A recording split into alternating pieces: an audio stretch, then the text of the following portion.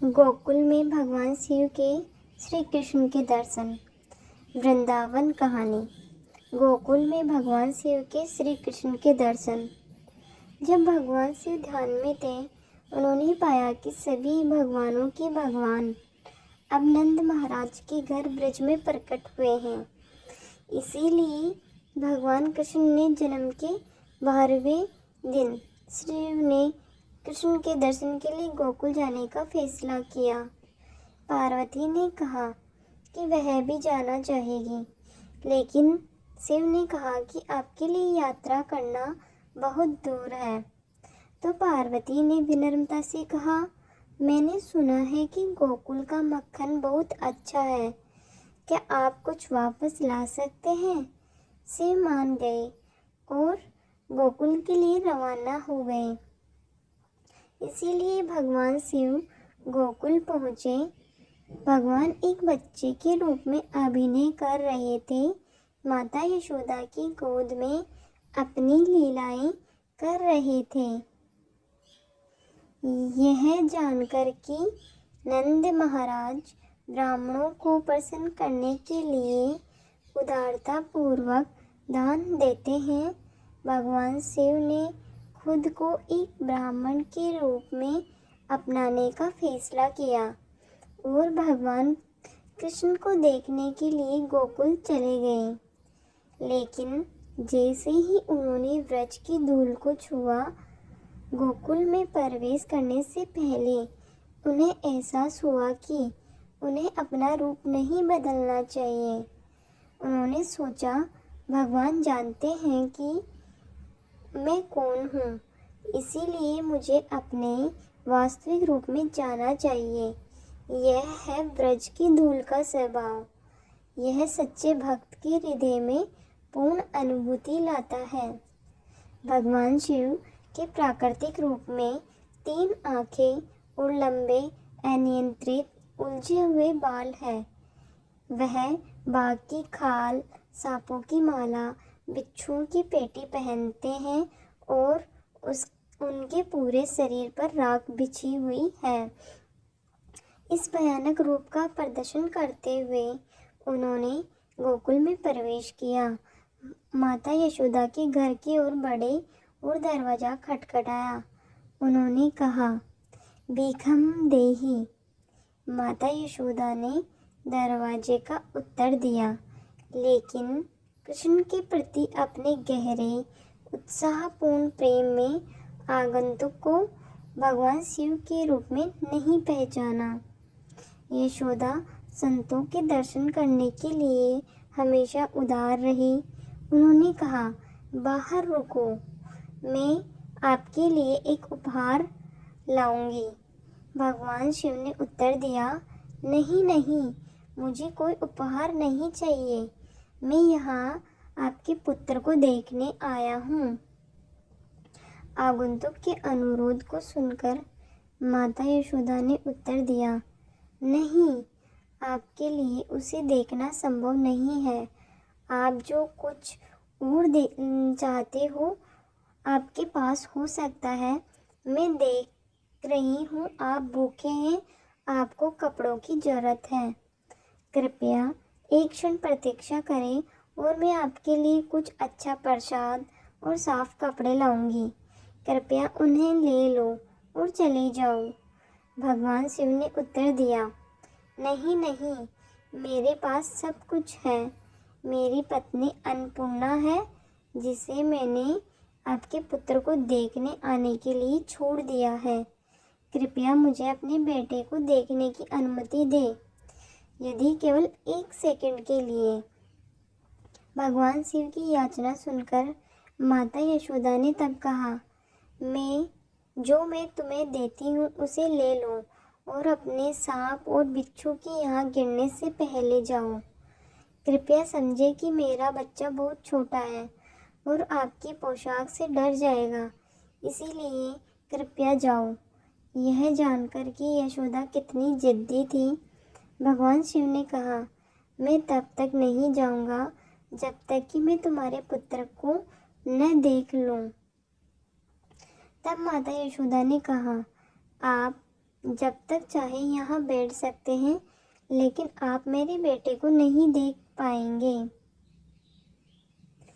भगवान शिव ने उत्तर दिया, मैं यहाँ 10,000 वर्षों तक बैठ सकता हूँ। एक दिन जब तुम्हारा पुत्र बड़ा हो जाएगा और तुम्हारे बस में नहीं रहेगा, तब मैं उसे देख लूँगा। माता यशोदा ने तब कहा, हे बाबा जी, यदि आप यहाँ 10,000 साल बैठे हैं तो मैं इस द्वार को 20,000 साल के लिए बंद कर दूँगी। मैं दूसरा द्वार खोलूँगी जिससे मेरा पुत्र खेलने के लिए बाहर जाएगा। मुझे चुनौती मत दो, मेरा प्यारा बेटा मेरी जिंदगी है। इस बीच कृष्ण बिस्तर पर लेटे हुए थे। उन्हें पता था कि दरवाजे के बाहर क्या हो रहा है। वे चाहते थे कि उनके ये दोनों भक्त उनसे झगड़े, क्योंकि वे सभी को यह सिद्ध करना चाहते थे कि माता पिता के प्रेम के भाव वाले भक्त सेवा भाव के भाव से श्रेष्ठ होते हैं। भगवान शिव सेवा भाव में भगवान के सबसे बड़े भक्त हैं और माता यशोदा माता पिता के प्रेम के भाव में शुद्ध भक्त है। दोनों में कृष्ण के प्रति अनन्य प्रेम है, लेकिन माता पिता के प्रेम की मनोदशा दासता की मनोदशा से अधिक घनिष्ठ संबंध है। इसीलिए इस टकराव में भगवान शिव को माता यशोदा के सामने झुकना पड़ा। यशोदा द्वारा पराजित होने पर भगवान शिव ने सोचा, हे कृष्ण, आप इस चरवाहे महिला के घर में छिपे ब्रह्मांड के स्वामी हैं। यह तुम्हारी इच्छा है, और यदि तुम्हारी इच्छा मुझे देखने की नहीं है तो मैं क्या कर सकता हूँ। ऐसा सोचकर भगवान शिव ने माता यशोदा से कहा, हे महिला, आप जल्द ही मुझे अपने बेटे को देखने के लिए बुलाएंगे। यह सुनकर माता यशोदा ने उत्तर दिया, तुम जाओ, मैं तुम्हें फ़ोन नहीं करूँगी। आप और जो चाहे ले सकते हैं, लेकिन मुझे मेरे बच्चे को देखने के लिए फिर से न कहें। तब भगवान शिव ने बहुत उदास महसूस करते हुए यशोदा के घर को छोड़ दिया। वे यमुना नदी के तट पर पहुँचे, बैठ गए और ध्यान करने लगे कि कृष्ण कैसे नाटकीय रूप से कार्य करते हैं। कृष्ण यह जानकर कि भगवान शिव उनके सबसे अच्छे भक्त असंतुष्ट होकर घर से चले गए, रोने लगे और कोई भी उन्हें रोक नहीं सका। सभी गोपियों और गोपियों ने कृष्ण को रोने से रोकने की कोशिश की, लेकिन उनके प्रयासों का कोई फायदा नहीं हुआ। वह जोर जोर से रोता रहा। तभी ललिता नाम की एक चतुर गोपी माता यशोदा के पास पहुंची और उनसे पूछा कि क्या कोई अप्रसन्न होकर घर से निकला है। माँ यशोदा ने एक पल के लिए सोचा और कहा, हाँ, एक साधु अपने गले में सांप लपेटे हुए आया और मेरे बच्चे को देखना चाहता था। मैं उसे वह देना चाहता था जो वह चाहता था, लेकिन उसने जोर देकर कहा कि वह केवल मेरे बच्चे को देखना चाहता है।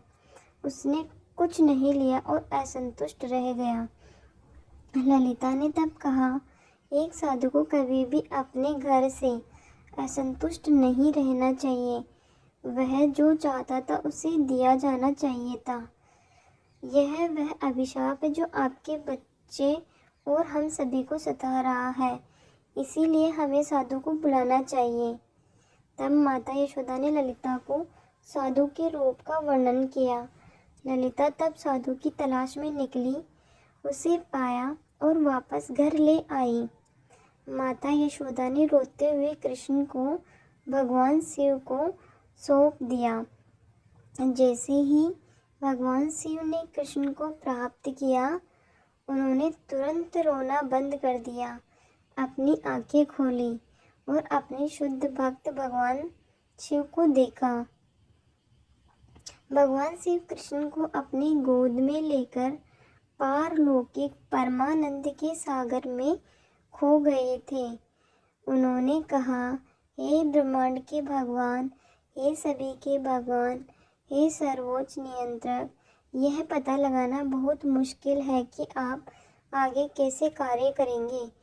यह अकल्पनीय है कि भगवान जो हजारों वर्षों से ध्यान से नहीं देखे जा सकते, वे अब एक चरवाहा के बच्चे के रूप में कार्य कर रहे हैं। केवल आप ही अपनी इच्छा को जानते हैं, कोई और नहीं करता।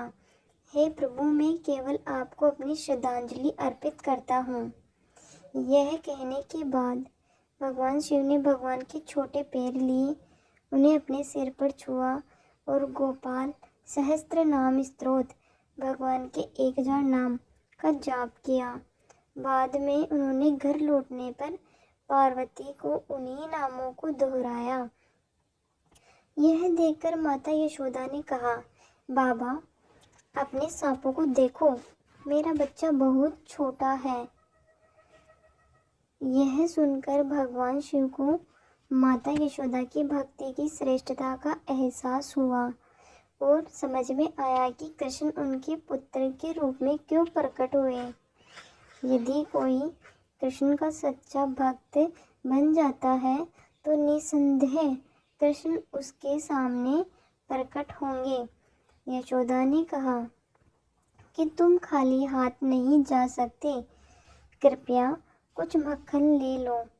शिवजी को तब याद आया कि उन्हें पार्वती के लिए कुछ मक्खन लेना है, तो वह थोड़ा मक्खन लेता है और कैलाश के लिए निकल जाते हैं। कैलाश के रास्ते में शिव कृष्ण के बारे में सोच रहे थे और उस विचार में खोए हुए उन्हें पता ही नहीं चला कि वे मक्खन खा रहे हैं। और जब वे कैलाश पहुँचे तो सारा मक्खन खत्म हो चुका था। जब शिव कैलाश पहुँचे तो उन्होंने पार्वती को कृष्ण के बारे में बताया और वह कितने सुंदर है इसके बारे में भी बताया। पार्वती ने कहा कि ठीक है, लेकिन मैंने जो मक्खन मांगा उसका क्या हुआ? शिव ने यह महसूस नहीं किया कि मक्खन समाप्त हो गया है। उन्होंने पार्वती को वह पात्र दिया जिसमें मक्खन था। पार्वती ने कहा कि कंटेनर खाली है। शिव ने उत्तर दिया, कंटेनर भरा हुआ था, लेकिन मुझे इस बात का एहसास नहीं था कि मैंने सारा मक्खन खा लिया है।